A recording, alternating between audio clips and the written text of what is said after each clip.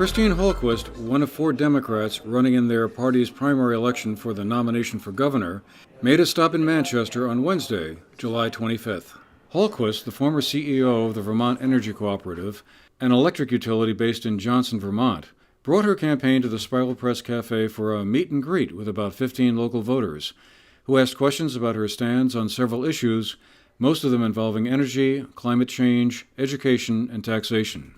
If nominated, Hallquist would be the first transgender candidate for governor running as a major party nominee, and if successful, the first such governor. She dealt with that issue right off the bat during her discussion with the voters. But, when I started reaching my late 40s, I couldn't handle the fact that I wasn't truthful with my children. And I decided that I was going to be truthful with my children and be truthful with the world. But I was sure I was going to lose my job and lose everything I was working for. On December 2nd, 2015, I transitioned from man to woman.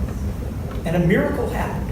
Vermont welcomed me with open arms. And when I look back, I realized that miracle happened because of so many people before me that fought for what is right, what is just.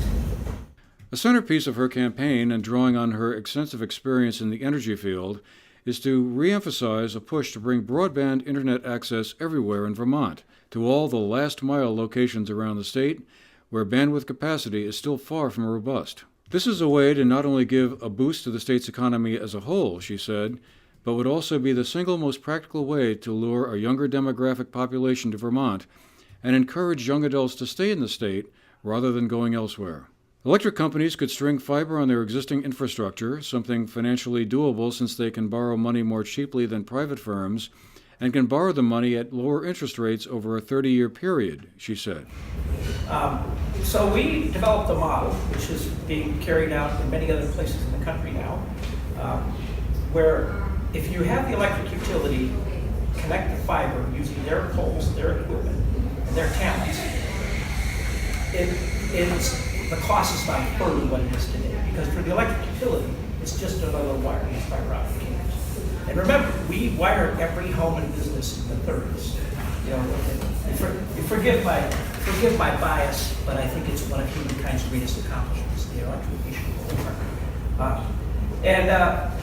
So when you do it using the electric utilities infrastructure, you do it for a third of the cost.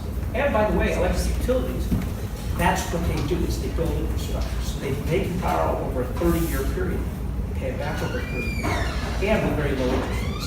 So once you do it that way, we've carried this out in areas of rural America with 1/3 the density of Vermont.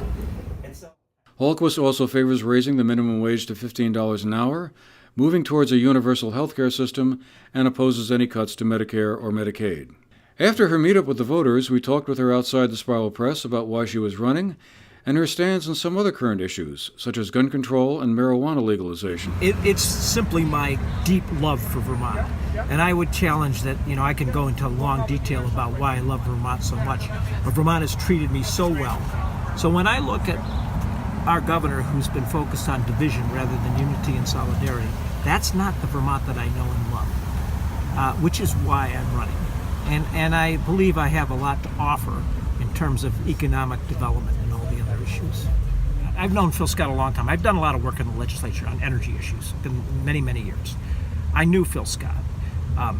This is either the Phil Scott that we didn't know, or I wasn't paying attention.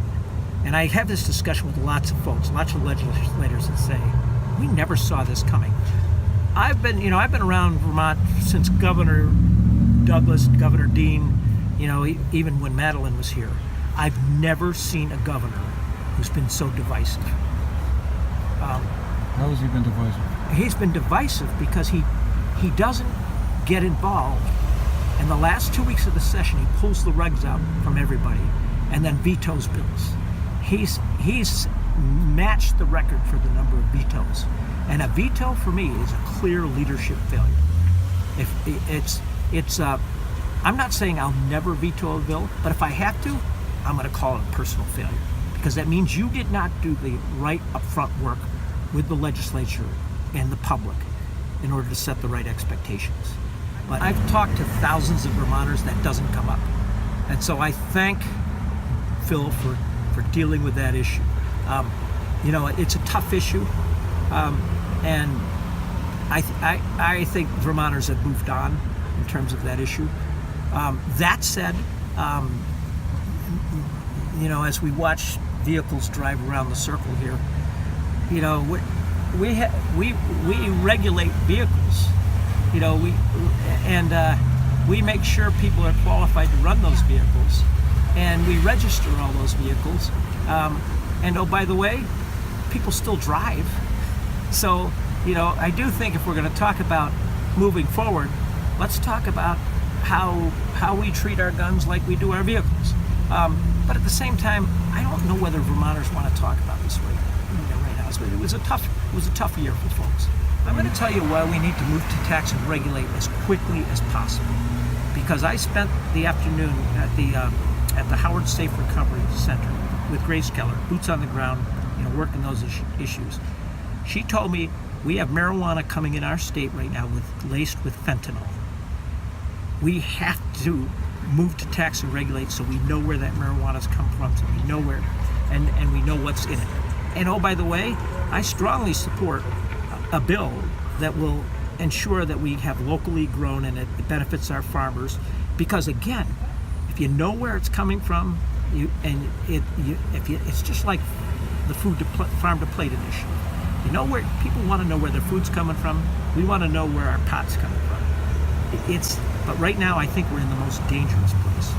What's the main reason voters should vote for you in November, assuming you win the Democratic nomination in the primary? I think voters should vote for me because I'm a person that pulls people together to do great things. You can lead, and we're seeing examples that are all over the country, including parts of our state, where people will lead by fear and division. I'm going to lead by hope and aspiration. I want to bring this back to the state. We're a state that can do great things because we're a small state and we pull together to do big things. And that's an exciting place to live. I love Vermont because of who we are, and that's why people should vote for me. We also got reaction to our talk from Jonathan Fine, who heads up Move On Manchester, a local political activist group. I was very impressed, actually. I'm not 100% sure what her shots are for the Democratic nomination, but I did recently see an article where she had the highest name recognition of the 4 candidates. And I was frankly impressed at her, not just the presentation, but at her answers to some challenging questions and the overall philosophy that she carries forward as to the role of a chief executive of a state or of a company, and how important it is to not go in thinking you have all the answers. How important it is to work on building consensus, to learn from the people on the ground, so to speak, boots on the ground, and there was a pragmatism and a lack of ego that came through that I was very impressed with. So I'm excited about her candidacy, actually. I think the fact that she's a transgender woman is something that's not going to be not noticed, obviously, but once people get over the initial surprise at that, you just come to realize that there's you realize 2 things. You realize there's an intelligent, capable, sensitive, and very aware person who might be the best candidate for the job, and also you realize that someone who is transgender in that way comes into the candidacy with almost like more honesty than other people, having made that decision to make that leap, that change into her new identity.